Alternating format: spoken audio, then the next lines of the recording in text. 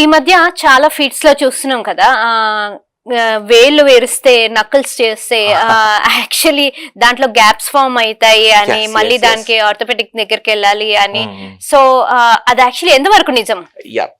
That's very good question and I'm very much thankful that you gave me this opportunity to talk about this question. ఇప్పుడు టక్కని sound ఎందుకు వస్తుంది తెలుసా? First thing, ఆ sound ఎందుకు వస్తుంది, it is because of the bubbles, air bubbles form అవుతాయి knuckles లో అనమాట. Any joint air bubbles form అవుతాయి. ఆ ఎయిర్ బబుల్స్ క్రాక్ చేసినప్పుడు టక్కని సౌండ్ వస్తుంది. అండ్ నక్కల్స్ క్రాక్ చేయడం వల్ల, ఫ్రీక్వెంట్ గా నక్కల్స్ క్రాక్ చేయడం వల్ల కొంతమంది ఇట్లా మెడలు విరుస్తారు, టక్క టక్క అని మెడలు విరుస్తారు. They have this habit. So I would definitely say do not do that. Okay. Definitely not. But ఎందుకు చేయకూడదు, దాని వల్ల ఆస్టియోఆర్థరైటిస్ వస్తుందా, అదే జాయింట్స్ అరుగుతాయి అంటే దాని మీద రీసెర్చ్ పేపర్స్ ఏమీ లేవండి. మోకాళ్ళు అదే జాయింట్స్ అరగడం అట్లాంటిది ఏమీ ఉండదు. కానీ ఫ్రీక్వెంట్ గా ఈ నకల్స్ విరగొడతా ఉంటే ఒక రీసెర్చ్ ఏం చెప్పింది అంటే గ్రిప్ స్ట్రెంత్ అనేది వీక్ అయ్యే ఛాన్సెస్ ఉంటాయి ఎక్కువ సంవత్సరాల తర్వాత. అంటే ఇంత ముందు ఎంత గ్రిప్ ఉండిందో అంత గ్రిప్ స్ట్రెంత్ ఉండకపోవచ్చు. There will be some amount, అంటే నాకు కంప్లీట్ గా వీక్నెస్ కాదు. ఇంత ముందు మనం ఒక 10 kg లిఫ్ట్ చేసాం, over period of 10 years 9 kgs వరకు మోయగలుగుతాం. ఒక 1 kg లోడ్ అనేది మన చెవి తగ్గుతుంది. సో గ్రిప్ స్ట్రెంత్ అనేది వీక్ అవుతుంది. That is one research study has proven. But మిగతా ఎనీథింగ్ నక్కల్ బ్రేకింగ్ కి, ఆ క్రాకింగ్ కి అండ్ మిగతా వాటికి అయితే ఆస్టియోఆర్థరైటిస్ అయితే సంబంధం లేదు. Okay.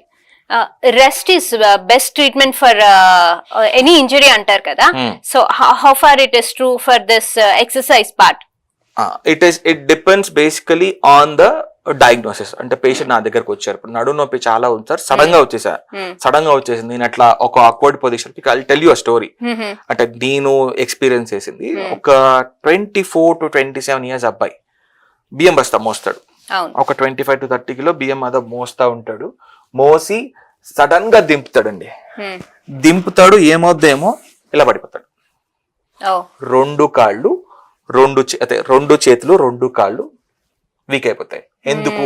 Because of the awkward pressure. మెడ మీద ఎక్కువ ప్రెషర్ పడడం వల్ల ఆ సర్వైకల్ డిస్క్ అనేది వెనకాల కార్డ్ ని కొట్టేస్తుంది. ఆ కార్డ్ ని కొట్టడం వల్ల పెరాలసిస్ వస్తుంది. సో మనం రెస్ట్ ఎప్పుడు తీసుకోలేదానికి ఆన్సర్, ఇప్పుడు పేషెంట్ సడన్ గా వచ్చాడు అనుకోండి, అక్యూట్ ప్రెజెంటేషన్ తో వచ్చినప్పుడు, ఇప్పుడు ఇమాజిన్ యూఆర్ స్పైన్, మన స్పైన్ ఇట్లా స్ట్రైట్ గా ఉంటుంది, గ్రావిటీ మొత్తం ప్రెషర్ పడతా ఉంటుంది, ఆ డిస్క్ అనేది బయటకు వచ్చే ప్రయత్నం. So if you keep it flat, gravity పడదు. సో దాని మీద డిస్క్ మీద ఉండే ప్రెషర్ అనేది తగ్గుతుంది. సో అక్యూట్ కండిషన్ లో ఎక్కువ రోజులు రెస్ట్ ఎవరు అడ్వైస్ చేయండి. నేను నా పేషెంట్ కి ఎవరైనా వచ్చినప్పుడు, ఏదైనా బ్యాక్ పెయిన్ తో కానీ ఇట్లాంటి వాటిలో వచ్చినప్పుడు 3 days బేసిక్ గా రెస్ట్ ఇవ్వమని చెప్తాను. Absolute bed rest.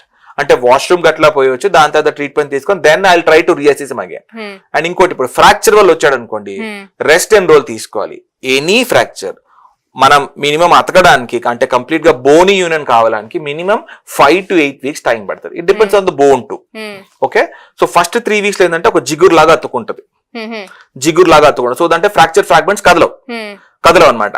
దెన్ ఆ జిగురు మీద ఎముక అనేది ఫామ్ అవుతా ఉంటుంది, ఒక మంచి ఒక ఎముక ఫామ్ అవుతా ఉంటుంది. అది ఎముక కంప్లీట్ గా ఫామ్ అవడానికి 5 to 6 weeks. సో ఫ్రాక్చర్ ఉన్నప్పుడు any doctor to until union మనం ఎక్కువ వెయిట్ బేర్ చేయొద్దు అంటారు. అది మినిమం 5 to 6 weeks. మనం ఒకవేళ సర్జరీ చేయించుకున్న తర్వాత it also depends on the type of implant we use.